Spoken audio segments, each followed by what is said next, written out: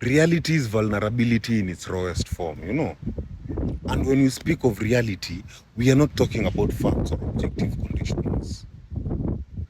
We are talking about someone's lived experience, someone's internal truth and their emotional landscape.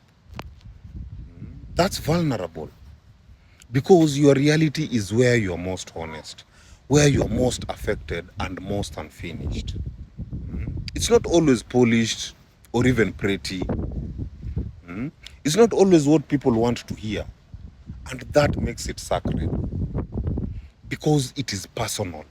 And anything personal is inherently tender and exposed.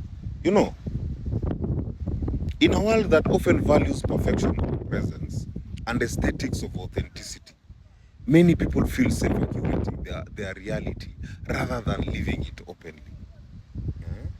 And that's where performances come in.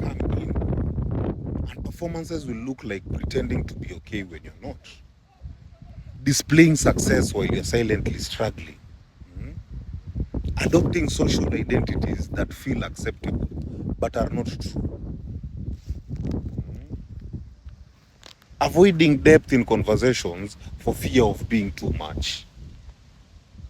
This is not always about deception. Most often, it's just about protection. People perform reality because they don't feel safe enough to live in theirs publicly.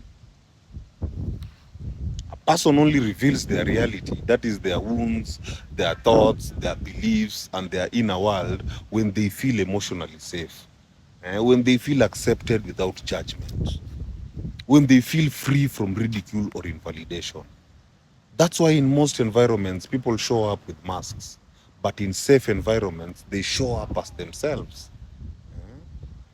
Reality doesn't need to be forced out of someone. It needs to be welcome. Now, to live authentically, one, you must first feel safe in your own presence so that you can witness yourself without judgment. Number two, you must discern the environments where your reality can be honored, not exploited.